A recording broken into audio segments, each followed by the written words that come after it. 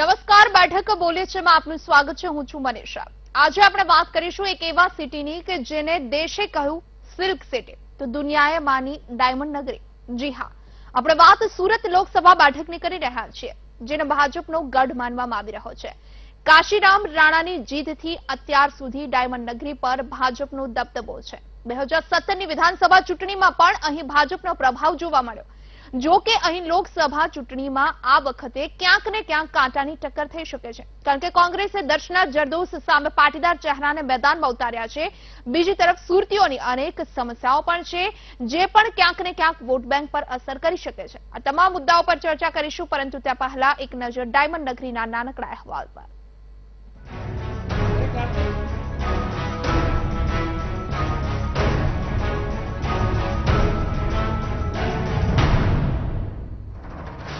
સુરત એટલે કે ડાયમંડ નગરી, ઉદ્યોગ નગરી, સુરતીઓની નગરી।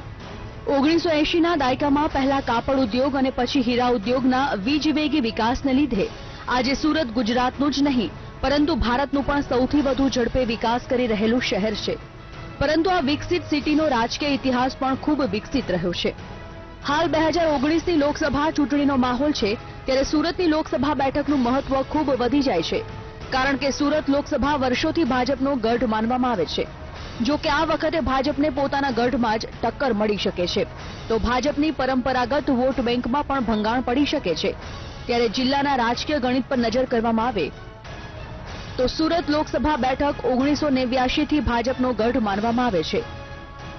1989માં ભાજપમાંથી કાશીરામ રાણાએ પ્રથમ વખત જીત મેળવી હતી। આમ દક્ષિણ ગુજરાતમાં ભાજપે પોતાના પગરવ માંડ્યા હતા। આ બેઠક પરથી પૂર્વ પ્રધાનમંત્રી મોરારજી દેસાઈ 5 વખત સાંસદ બન્યા હતા, જ્યારે કાશીરામ રાણા 6 વખત સાંસદ બન્યા હતા।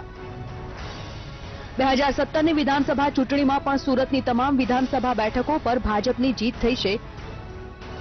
એવું માનવામાં આવે છે કે શહેર વિસ્તારના મતદારો ભાજપ તરફી રહ્યા છે, જેના કારણે અહીં ભાજપનો દબદબો જોવા મળી રહ્યો છે। મહત્વનું છે કે સુરતમાં કોંગ્રેસનું સંગઠન હાલ નિષ્ક્રિય જણાઈ રહ્યું છે, કારણ કે સુરતીઓ હંમેશા એક જ ઉમેદવારને સતત જીતાડતા આવ્યા છે। જો કે અહીં જ્ઞાતિ ફેક્ટર પણ ખૂબ મહત્વપૂર્ણ માનવામાં આવે છે, કારણ કે પટેલોની વોટ બેંક ભાજપ તરફી માનવામાં આવે છે। ત્યારે જ્ઞાતિના સમીકરણ પર નજર કરીએ તો જિલ્લામાં સૌથી વધુ પટેલ મતદારો 18% જેટલા છે। આ સિવાય પરપ્રાંતીય મતદારો 10%, મુસ્લિમ મતદારો 10%, મૂળ સુરતી મતદારો 9%, કોળી મતદારો 9%, આદિવાસી મતદારો 9%, દલિત મતદારો 8% અને અન્ય સમાજના મતદારો 27% જેટલા છે।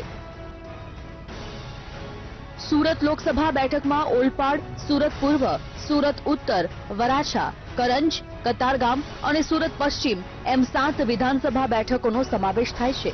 આ તમામ બેઠકો પર ભાજપનો જ કબજો જોવા મળી રહ્યો છે। પાટીદાર આંદોલનની પણ આ બેઠકો પર કોઈ અસર ન જોવા મળી, તેવામાં લોકસભા ચૂંટણીમાં આ બેઠક પર સૌ કોઈની નજર રહેશે, કારણ કે ક્યાંક ને ક્યાંક લોકોની કેન્દ્ર સરકાર અને તેમના સાંસદ પ્રત્યે નારાજગી પણ છે। લોકોની સમસ્યા પર નજર કરવામાં આવે તો જીએસટીના અમલીકરણ અને નોટબંધીની સૌથી મોટી અસર ઉદ્યોગો પર પડી છે। મોટા પ્રમાણમાં ઉદ્યોગો બંધ પડતા હજારો લોકો બેરોજગાર બન્યા છે। શહેરમાં વધતી ગુનાખોરીથી સ્થાનિક લોકો પણ પરેશાન છે, કારણ કે ગમે ત્યારે કોઈને કોઈની ઘાતકી હત્યાના કિસ્સા સામે આવી રહ્યા છે। અસંતુલિત વિકાસથી ટ્રાફિક અને પ્રદૂષણના પ્રશ્નો પણ માથાનો દુખાવો બન્યા છે। ખાડીના કારણે ગંદકી ઓછી થતી નથી। સૌથી મોટી સમસ્યા તો જીવાદોરી તાપીના શુદ્ધિકરણની છે, કારણ કે તંત્ર માત્ર ને માત્ર વાતો જ કરે છે। ચોમાસા દરમિયાન ઠેર ઠેર શહેરમાં પાણી ભરાતા સ્થાનિકો પણ પરેશાન છે। આવા તો અનેક પ્રશ્નો અને સમસ્યાઓ છે, જેનો લોકો સામનો કરી રહ્યા છે। જો કે તેમ છતાં ભાજપે પોતાના ગઢમાં દર્શના જરદોશ પર ફરી વિશ્વાસ મૂકતા તેમને રિપીટ કર્યા। બીજી તરફ કોંગ્રેસે પાટીદાર કાર્ડ ખેલતા અશોક પટેલને મેદાનમાં ઉતાર્યા છે, પરંતુ જનતાનો ઝુકાવ કોના તરફી રહે છે તે તો આગામી 23મી મેના રોજ જ જાણી શકાશે। Shailesh Trivedi, BTV news, Surat.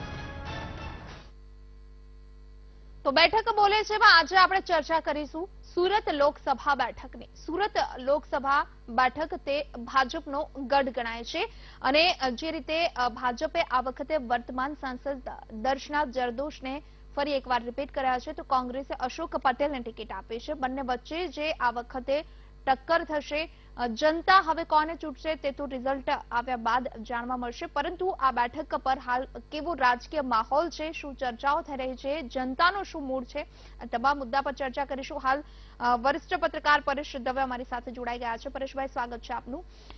પરેશજી, સૌથી પહેલા વાત સુરત બેઠકની કરીએ તો સુરત બેઠકનો રાજકીય ઇતિહાસ અત્યાર સુધી કયા પ્રકારનો રહ્યો છે, સૌથી પહેલા એ જાણવા માંગીશું.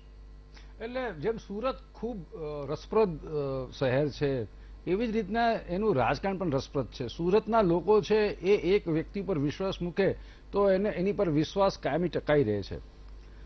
તમે જુઓ તો 1957 થી 77 5 વખત સુધી એમને ભારતના પૂર્વ વડાપ્રધાન અને આપણા ગુજરાતી જે મોરારજી દેસાઈ છે એમને સાંસદ તરીકે લોકસભામાં મૂક્યા. ત્યારબાદ 89 થી લઈને 2004 સુધીમાં સળંગ 6 વખત કાશીરામ રાણાને અપાટ પ્રેમ આપ્યો અને કાશીરામ રાણા સુરતમાં સાંસદ તરીકે 6 વખત રહ્યા.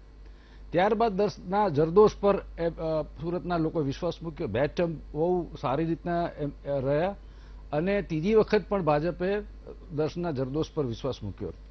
સુરતની જે રાજનીતિની વાત કરીએ તો સુરતમાં કોઈ જ્ઞાતિગત સમીકરણ સીધા અસર નથી કરતા, પણ 88-89 બાદ જે સમગ્ર દેશમાં જે રીતના માહોલ ઉભો થયો, હિન્દુત્વનું કાળ એ સુરતમાં બહુ મોટું ચાલ્યું છે. અમદાવાદની જેમ સુરતમાં પણ કોમી તોફાનોનો ઇતિહાસ રહ્યો છે.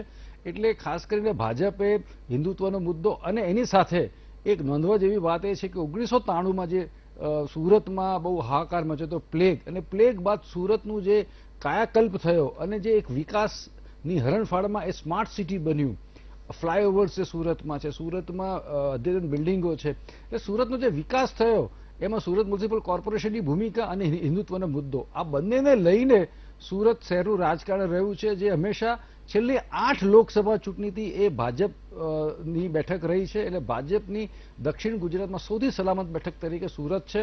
કાશીરામ રાણાએ દક્ષિણ ગુજરાત અને સુરતમાં ભાજપને મજબૂત કરવા માટે ખૂબ મહેનત કરી, જે દેખાઈ આવે છે કે સળંગ 8 વખત એ ભાજપના સાંસદ સુરતથી રહ્યા છે.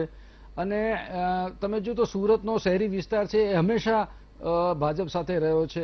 2017ના કપરી ચૂંટણીમાં પણ સુરતની સાથે 7 સુરત લોકસભા બેઠકની સાથે 7 બેઠકો ભાજપને ગઈ છે અને લગભગ 2,93,000ની સરસાઈથી જે 2017માં જે ચૂંટણી થઈ એમાં 2,93,000 જેટલા મત કોંગ્રેસ કરતા ભાજપને વધારે મળ્યા, જે બતાવે છે કે ભાજપ ત્યાં આગળ સર્વપ્રિય છે, લોકપ્રિય છે અને કોંગ્રેસ પાસે એક હજી 89 બાદ કળ નથી એને ઉઠી.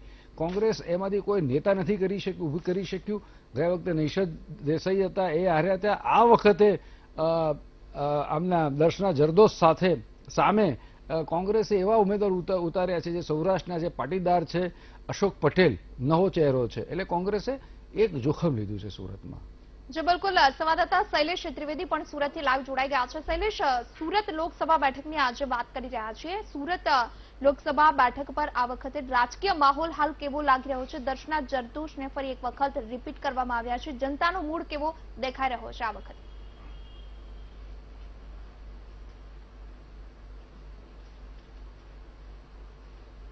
સુરત બેઠકની 2-3 મુદ્દાઓ આ વખતે અગત્યના પુરવાર થાય તેમ છે.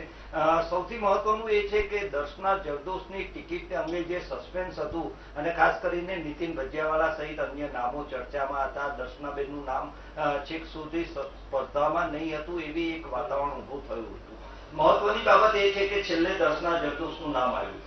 દર્શના જરદોશનું નામ આવ્યા પછી ત્રીજી વખત એવો અત્યારે લોકસભાના ઉમેદવાર બન્યા છે.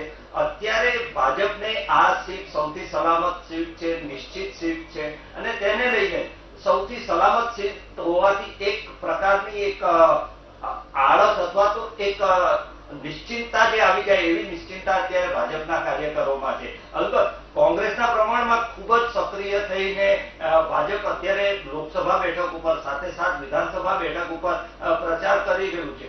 પરંતુ આ ભાજપનો એ પ્રચાર નથી જે 2014માં હતો અથવા તો જે 2009માં હતો કે 2004માં કાશીરામભાઈની જે છેલ્લી ચૂંટણી હતી એ વખતે જે ભાજપનો પ્રચાર હતો એટલો પ્રચાર અત્યારે જોવા નથી મળી રહ્યો. બીજી તરફ કોંગ્રેસના જે ઉમેદવાર છે અશોક પટેલ, અશોક અધેવાલ, એ સૌરાષ્ટ્રવાસી એટલે કે વરાછાની જે 4 બેઠકો છે, વરાછા વિધાનસભા બેઠક, કરંજ વિધાનસભા બેઠક, કતારગામ વિધાનસભા બેઠક અને સુરત ઉત્તર વિધાનસભા બેઠક, આ 4 બેઠકો એવી છે જેની ઉપર તેમનું પ્રભુત્વ છે અથવા તો તેઓ એની ઉપર જ વધારે મહેનત કરી રહ્યા છે. સુરત પૂર્વની બેઠક, સુરત પશ્ચિમની બેઠક અને ઓલપાડની બેઠક, આ 3 વિધાનસભા બેઠકો ઉપર અશોકભાઈનું ફોકસ ઓછું છે. ઓવરઓલ વાત કરીએ તો કોંગ્રેસનું સંગઠનના નામે સુરત શહેરમાં ઓલમોસ્ટ મોટું મીંડું કહેવાય, ઝીરો કહેવાય તેવું સંગઠન છે અને તેનું જ કારણ એ છે કે સતત છેલ્લા 30 વર્ષથી 89 થી લઈને હવે આ 2019 સુધી છેલ્લા 30 વર્ષ સુધી ભાજપનું અહીંયા એક ચક્રી શાસન રહ્યું છે. બીજો મહત્વનો મુદ્દો છે કે જ્યાં સુધી લોકસભાની ચૂંટણીની વાત આવે ત્યારે સ્થાનિક મુદ્દાઓ એક તરફ રહી જાય અને રાષ્ટ્રીય કક્ષાના મુદ્દાઓને ધ્યાન અને ફોકસ રહેતું હોય છે. નોટબંધી અને જીએસટી આ 2 મુદ્દે સૌથી વધારે લોકો ચર્ચા કરે છે, જેની હું તો ત્યાં સુધી અહીંયા સુરત રહું છું એટલે દાવો કરી શકું કે સૌથી વધુ અસર, સૌથી ખરાબ અસર આ બંને સરકારના બંને નિર્ણયની સુરત ઉપર થઈ હતી. સુરતમાં ટેક્સટાઇલ ઉદ્યોગ છે, ડાયમંડ ઉદ્યોગ છે, આ 2 ઉદ્યોગોમાં નોટબંધી અને જીએસટી પછી ખૂબ મોટા પ્રમાણમાં કહેવાય તેવી બેકારી આવી છે. કારણ કે આ બંને ઉદ્યોગ એવા છે કે એને રિલેટેડ એક ચેઇન છે આખી ઉદ્યોગોની, રોજગારીની. દાખલા તરીકે ટેક્સટાઇલની જ વાત કરું તો જુદા જુદી એક સાડી બનતા પહેલા જુદી જુદી 18 જગ્યાએ તેની ઉપર વર્ક થાય છે. આ તમામ ચેઇન અટકી ગઈ છે અને તેનો સૌથી વધારે મોટો રોષ લોકોમાં જોવા મળી રહ્યો છે. એ રોષ કોંગ્રેસ પોતાની તરફેણમાં કઈ રીતે લે છે એ અગત્યનો મુદ્દો છે. કોંગ્રેસ નહીં લઈ શકે એનો લાભ, એનું કારણ એનું પોતાનું નેટવર્ક નથી, સંગઠન નથી, બૂથ લેવલ સુધીનું કામ નથી, ટેક્સટાઇલમાં પ્રભાવ પાડી શકે તેવા એમની પાસે નેતૃત્વ નથી. આ બધા મુદ્દા છે. હીરા ઉદ્યોગ પરંપરાગત રીતે હીરા ઉદ્યોગના જે આગેવાનો છે એ ભાજપની સાથે રહ્યા છે. અલબત્ત નીચેનો જે કારીગર વર્ગ છે કે જેમને બેકારીનો, નોટબંધીનો સામનો કરવો પડ્યો છે અથવા તો નોટબંધી પછી બેકારીનો સામનો કરવો પડી રહ્યો છે, એ લોકોમાં રોષ ચોક્કસ છે. પરંતુ સામા પક્ષે કોંગ્રેસ નબળી હોવાથી અહીંયા ભાજપ સદ્ધર છે, મજબૂત છે અને સુસંગઠિત દેખાય છે. જો એક વખત કોંગ્રેસની મજબૂતાઈની શરૂઆત થાય તો ચોક્કસપણે ભાજપને એનો ફટકો પડી શકે તેમ છે. હું માત્ર 2 જ પરિણામોને યાદ અપાવું. 2014માં દર્શનાબેન જરદોશ 5,33,000 મતેથી જીત્યા હતા. એક થમ્પિંગ મેજોરિટી કહેવાય, જબરજસ્ત મેજોરિટી કહેવાય એવી રીતે જીત્યા હતા. પરંતુ 2017ની જે વિધાનસભા ચૂંટણી આવી અને અત્યારના જે છેલ્લા જે સુરતના સમાવેશ 7 વિધાનસભા બેઠકો છે એની ટોટલ લીડ ગણીએ ભાજપની, જીતી છે દરેક જગ્યાએ ભાજપ જ, પરંતુ એની લીડ ગણીએ તો લગભગ 2,93,000 જેવી એક લીડ થાય છે. સીધે સીધું 2.25 લાખ જેટલી લીડ ઘટી છે, ભાજપની લીડ ઘટી છે. ચોક્કસપણે આ એક પરિબળ મહત્વનું છે. પરંતુ હું ફરીથી કહીશ, કોંગ્રેસનું સંગઠન અહીંયા નથી એટલા માટે ભાજપ અહીંયા મજબૂત સ્થિતિમાં છે. જી પરેશજી, ખાસ કરી સુરત લોકસભા બેઠકની વાત કરીએ, ભાજપનો જે ગઢ 30 વર્ષથી રહ્યો છે ભાજપ માટે પણ ખૂબ જ મહત્વનું, કારણ કે ટિકિટ વહેંચણી સમયે પણ સૌથી છેલ્લે સુરત બેઠકનું નામ ડિક્લેર કરવામાં આવ્યું હતું. દર્શના જરદોશને રિપીટ કરવામાં આવનાર હતા છતાં પણ. પરંતુ શૈલેષ ત્રિવેદીએ જણાવ્યું ક્યાંક કોંગ્રેસ નબળી રહી છે જેના કારણે પણ ભાજપ ફાવી જતી હોય છે. આ વખતનું પણ કોંગ્રેસનું કામ ક્યાંક નબળું દેખાઈ રહ્યું છે. શું લાગે છે 30 વર્ષથી ભાજપનો ગઢ આ બેઠક રહ્યું છે, ફરી એક વખત ભાજપ આ બેઠક હાંસલ કરી શકે છે? ખાસ કરીને ગુજરાતના જે શહેરી લોકસભા બેઠકો છે ત્યાં કોંગ્રેસ લગભગ 89 થી ખૂબ નબળી રહી છે. ખાસ કરી સુરતમાં વાત કરીએ તો સુરત એ મિની ઇન્ડિયા છે. સુરતમાં કોઈ જ્ઞાતિગત સમીકરણો નથી, એટલે કોઈ એક જ્ઞાતિ ચોક્કસ પ્રભાવિત નથી કરતી, પણ સુરતમાં જે અસર કરે છે એ હિન્દુત્વનો મુદ્દો અને વિકાસનો મુદ્દો. આપણી રાજનીતિ એવી રહી છે ને આપણા વિકાસ કાર્યની પણ રાજનીતિ એવી રહી છે કે વધારે એ શહેરી કેન્દ્રિત વિકાસ રહ્યો છે. તમે જો તો શહેરોના રસ્તા સારા, શહેરોમાં પાણીની કોઈ દિવસ એવી મોટી બૂમ નથી, શહેરોમાં 24 કલાક વીજળી મળે અને એમાં પણ સુરત મ્યુનિસિપલ કોર્પોરેશને જે છેલ્લા લગભગ 25 વર્ષથી જે કામગીરી કરી છે, જે ફ્લાયઓવર્સ બાંધ્યા, જે બ્રિજ બાંધ્યા છે, જેને કહેવાય કે મોડર્ન લુક સુરતને મળ્યો છે, એને લઈને પણ લોકો ભાજપ સાથે જાય છે. એટલે ગુજરાતમાં જે શહેરી મતદારો છે એનો હંમેશાથી ઝુકાવ, એટલે છેલ્લા 25 વર્ષથી જોઈએ છે તો એ ઝુકાવ એ ભાજપ પ્રત્યે રહ્યો છે. એક તો એના વિકાસના કારણે, અને બીજું જે સૌથી મહત્વનો મુદ્દો છે કે હિન્દુત્વના મુદ્દાને લઈને પણ સુરત હંમેશા રાષ્ટ્ર સાથે ગયું છે. એટલે રાષ્ટ્રના મુદ્દા બહુ પ્રભાવિત રહ્યા છે. અત્યારે 2019ની ચૂંટણીની વાત કરીએ તો દર્શના જરદોશે જે મહત્વના કામ કર્યા છે કે જેમાં સુરત ઇન્ટરનેશનલ એરપોર્ટને વધારે સ્ટ્રેન્થન કર્યું છે, રેલ કનેક્ટિવિટી વધારી છે, સુરત રેલવે સ્ટેશનને આધુનિક બનાવ્યું છે, વાઈફાઈ કર્યું છે, ભૂસાવળ સુધીની લાઇન એમને પેલી પાવર ઇલેક્ટ્રિફાઈ કરી છે, તાપી નદીના વિકાસમાં એમને ખૂબ રસ લીધો છે. એ ઉપરાંત સ્થાનિક વિકાસ માટે પણ એમની કામગીરી બહુ સારી છે અને આપણા સાંસદના સર્વેમાં 10માંથી 10 માર્ક મળ્યા છે. ગ્રાન્ટ પણ એમને પૂરેપૂરી વાપરેલી છે. એટલે આ બધા જ મુદ્દાને ધ્યાનમાં રાખીને, અને બીજી એક વસ્તુ છે કે સુરતી લોકોની જે પ્રકૃતિ છે, માનસિકતા છે કે જ્યાં સુધી એમને ચૂંટાયેલો જે ઉમેદવાર છે એમાં કોઈ મોટા પ્રકારના પ્રશ્ન ના થાય, એ ગદ્દારી ના કરે, ત્યાં સુધી એ લોકો બદલતા નથી. મોરારજી દેસાઈ 5 વખત રહ્યા, કાશીરામ રાણા 6 વખત રહ્યા, તો દર્શનાબેન જરદોશને પણ ત્રીજી વખત જે એમને તક મળી છે. એટલે સુરતના લોકો પણ જ્યાં સુધી એમના વ્યક્તિગત જીવન ઉપર રાજનીતિ કોઈ અસર નથી કરતી ત્યાં સુધી એ લોકપ્રતિનિધિને બદલતા નથી, એવી તાસીર સુરતીઓની છે. ખાસ કરી શૈલેષ, વાત કરવામાં આવે સુરત લોકસભા બેઠકની, દર્શના જરદોશ પર ફરી એક વખત ભાજપે વિશ્વાસ મૂકી તેમને ટિકિટ આપી છે. તેમની કામગીરી કયા પ્રકારની રહી છે? સાંસદ તરીકેની છેલ્લા 5 વર્ષની જે કામ કરવા જોઈએ તે કર્યા છે કે નહીં? લોકો તેમના કામથી ખુશ છે કે કેમ?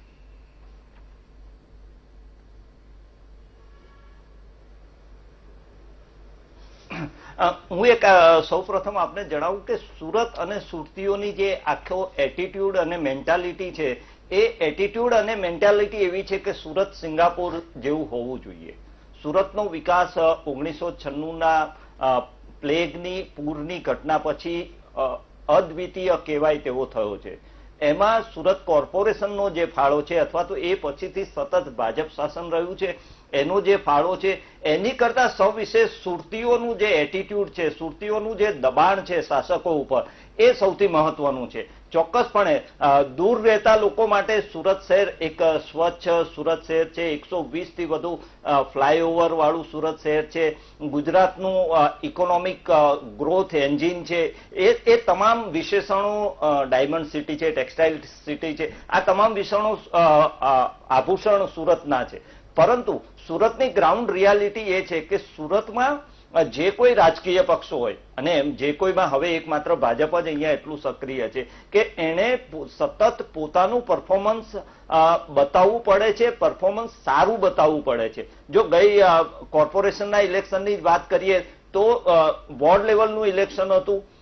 પાટીદાર ઇફેક્ટ એ હદે આવી કે જે મૃતપાય થઈ ગયેલી કોંગ્રેસ હતી એના 36 કોર્પોરેટરો, 116માંથી 36 કોર્પોરેટરો કોંગ્રેસના ચૂંટાઈને આવ્યા, એટલે કે 80 ભાજપના સભ્યો હતા. ચોક્કસપણે પાટીદાર એરિયામાં ભાજપને જબરજસ્ત ફટકો પડ્યો અને સ્વાભાવિક એ દોર એવો હતો કે ત્યારે એ ફટકો પડ્યો. પરંતુ ત્યાર પછી ભાજપે જે પેચઅપ કર્યું છે, અને ખાસ કરીને પાટીદાર વિસ્તારોમાં જ્યાં 2017માં કે ગત 2015-16ની ચૂંટણીમાં ભાજપને પ્રવેશ નહોતો મળતો, એ જગ્યામાં અત્યારે બિંદાસ બનીને દર્શનાબેન જરદોશ પ્રચાર કરી શકે છે. એટલે પાટીદાર ઇફેક્ટ વાળો મુદ્દો એમણે ડાયલ્યુટ કર્યો. બીજું, સુરત શહેરનો વિકાસ કરવા માટે હર હંમેશ ભાજપ શાસકોની સાથે ભાજપ જે સુરત ભાજપ છે એની ઉપર જે મૂળ સુરતીઓનો કબજો છે, કે જે મૂળ સુરતીઓ છે તેમની જે લાગણી છે, તેને લઈને સુરતના વિકાસમાં એક અદ્ભુત કહેવાય તેવા કામ થયા છે. અલબત્ત સુરત ભાજપમાં અથવા તો સુરતમાં વરા વિસ્તારના સૌરાષ્ટ્રવાસીઓનું એક ભાજપ અલગ છે, મૂળ સુરતીઓનું એક ભાજપ અલગ છે, લિંબાયત, ઉધના, ડિંડોલી, પાંડેસરા વિસ્તારના જે પરપ્રાંતિયો છે, હિન્દી ભાષીઓ છે, તેમનું એક ભાજપ અલગ છે. આ 3 ભાજપ ભેગા થઈને ઓવરઓલ જે કમાન્ડ છે એને લઈને એક ભાજપ બન્યું છે. એ એક ભાજપને કારણે આ સુરતનો વિકાસ થાય છે. બીજી મહત્વની વાત કે જ્યાં સુધી સુરતમાં સૌરાષ્ટ્રવાસી જે રેલવે સ્ટેશનની પૂર્વનો વિસ્તાર છે ત્યાં હીરા ઉદ્યોગનું સૌથી વધારે લોકો રહે છે, રત્ન કલાકારો રહે છે. કરોડપતિ હીરા ઉદ્યોગના જે આગેવાનો છે એ પણ ત્યાં રહે છે. સામાજિક રીતે જે મોટા માથા કહી શકાય તેવા આગેવાનો પણ ત્યાં વરાછા અને કતારગામ વિસ્તારમાં રહે છે. આ તમામ ઓવરઓલ છેલ્લા 30-40 વર્ષથી સતત અને સતત ભાજપની સાથે રહ્યા છે. ક્યારેય કોંગ્રેસની સાથે આ સમાજ ગયો હોય તેવું જી બિલકુલ. તો સુરત લોકસભા બેઠકની વાત કરી રહ્યા છે. ભાજપનો ગઢ રહ્યું છે અને આ વખતે પણ કોંગ્રેસને ખૂબ જ ત્યાં મુશ્કેલી પડે તેવું ક્યાંક લાગી રહ્યું છે. આ ચર્ચાને આગળ વધારીશું રોકાય બ્રેક માટે.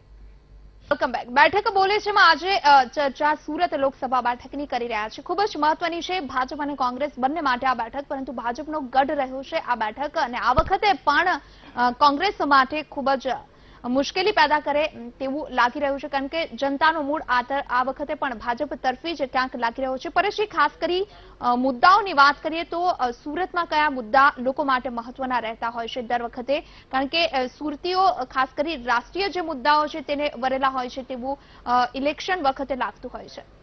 મનીષા, ખાસ કરીને સુરત છે અસ્મિતા અને એને પોતાની ઓળખ માટે બહુ સભાન જગ્યા, એટલે સભાન બેઠક છે આ. એ રીતના તમે જુઓ તો ભાજપ પણ એ મૂળ સુરતીને જ આ બેઠક આપે છે. આટલા સૌરાષ્ટ્રના લોકો છે છતાં પણ તમે જુઓ તો આપણે કાશીરામ રાણાને 6 વખત આપી.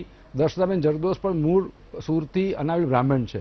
મુદ્દાની આપણે વાત કરીએ તો સુરતમાં ખાસ કરીને જીએસટીની નોટબંધી બાદ જે ઉદ્યોગો પર અસર થઈ એ મહત્વનો મુદ્દો છે. પણ અગેન જ્યાં શહેરી મતદારો છે, સુરત છે, સુરતને સિંગાપુર બનવું છે, સુરતને આધુનિક બનવું છે, એટલે વિકાસ એ બહુ મહત્વનો મુદ્દો છે. સુરતને એક ઇન્ટરનેશનલ એરપોર્ટ મળ્યું છે, રેલની કનેક્ટિવિટી સારી મળી છે. સુરતની પશ્ચિમ જે હજીરાથી આખો જે પટ્ટો છે એ ત્યાં ઉદ્યોગો આવે છે.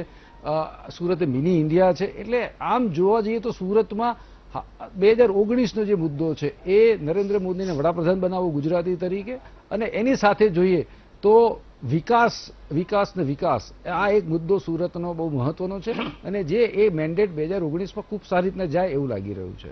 જી બિલકુલ. તો સુરતમાં ક્યાંક ને ક્યાંક જનતા રાષ્ટ્રીય મુદ્દાને ખૂબ જ વરેલી છે અને ભાજપનો જે ગઢ રહ્યો છે, ત્યારે આ સુરત લોકસભા બેઠકની ચર્ચા આગળ વધારીશું તે પહેલા રોકાઈએ વધુ એક બ્રેક માટે.